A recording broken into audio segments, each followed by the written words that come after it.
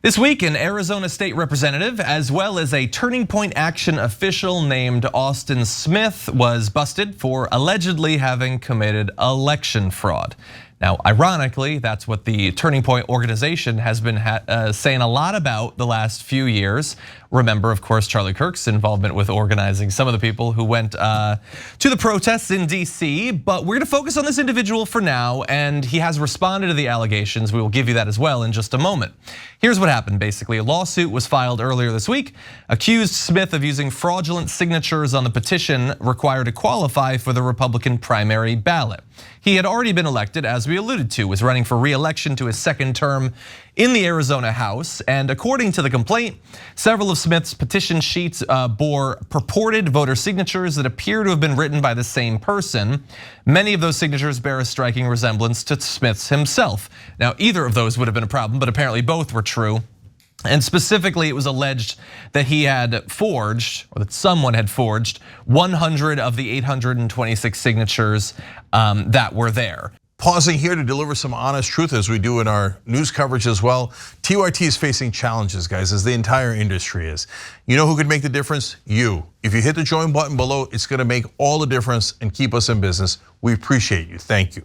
Which at that point, seems a bit lazy. Get the 100 extra signatures. Like, is that a day or two more of work? Like, are you gonna barter your political future of the fact that you didn't wanna canvass a little bit more? But apparently that's the direction that was gone in. The lawsuit included sworn statements from 2 voters whose signature appeared on the petition saying they did not sign his petitions. And as I said, he has responded. He has announced that he would be ending his re-election campaign. He denies the claims of election fraud, but says that with this legal battle forthcoming, he would be simply too distracted in terms of time as well as money to deal with that. And he would rather clear his name and potentially return to politics or elected office at some point rather than attempting to do both at the same time. He said, what I was told was that this was a very intense effort to, quote, get me. And I needed to be prepared to spend tens of thousands of dollars to defend myself, not only against the civil elections matter, but most likely against some sort of criminal investigation that would be launched by those on the left who are unhappy with my politics. I might be confident of victory, but all it would take is a judge believing any one person and all would be lost. To be better protected in the future, if and when I run again for something, I'll rely exclusively on the online signature system and eliminate paper petitions from my campaign. Then no one can make up any stories. Well, that's the statement now. We will see what comes out in the eventual legal battle, but what do you think? Yeah, so I'm not at all surprised by this. And so lately, when there's a voter fraud story, it's almost always a Trump supporter. And they almost always have the same ideology. In this case, the guy claims he's not doing it. So we'll find out in court if that's true or not, but it doesn't look good for him on the public information that we have. So, but my guess as to his motives is similar to what all the other guys who did voter fraud on behalf of Trump say, which is, oh, they're doing it anyway, so I thought I'd do it too, huh? Why do they only get to do it? Well, because brother, they're not doing it. You just believe the conspiracy theory that isn't at all true.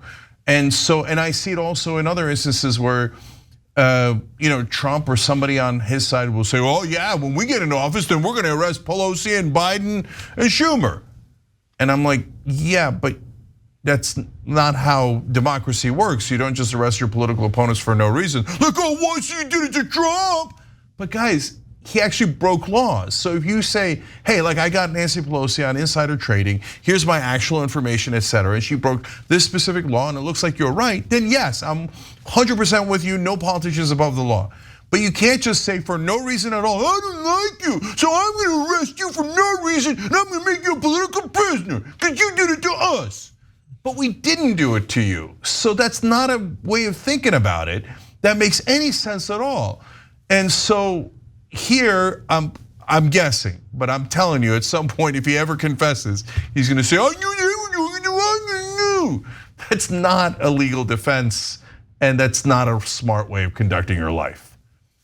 It's like what children do.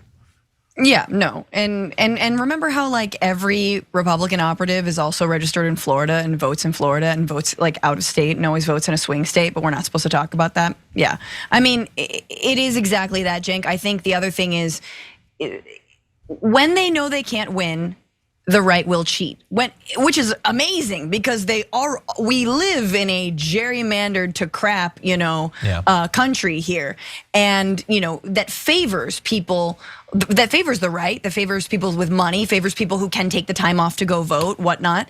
This guy definitely could have, if not himself gotten the signatures, also hired someone to do that. But didn't, John, you just say that he was already on the ballot? It was a re-election? I'm not even sure what he was doing. Sorry, this was to qualify for the primary ballot on the Republican side. Okay, yeah. Okay. But exactly that. It's like when they can't win in the system, they will cheat. And then when they get caught cheating, because it's only about getting caught, they say, well, the Democrats are importing all of these illegals, in quotes, and then, getting them to vote Democrat. They're marching them right into the voting booths. It's like, right, with that worldview, it automatically justifies any kind of cheating that you're going to do. I mean, this is the kind of stuff that like a Project Veritas would uncover about a so-called left-wing organization like Acorn, and that would be done. That would be it. Close up shop, Turning Points USA, yeah, out of here. But this, of course, is like, oh, this is fine. Nope, it's just, we're gonna keep going. Well, NLN was stating that he, in addition to ending his re-election bid, he has also resigned as Senior Enterprise Director of Turning Point Action. He did not publicly announce it, but apparently he is no longer with the organization. He wants to spend more time with his signature, repeating it over and over and over again, allegedly. Thanks for watching The Young Turks, really appreciate it. Another way to show support is through YouTube memberships.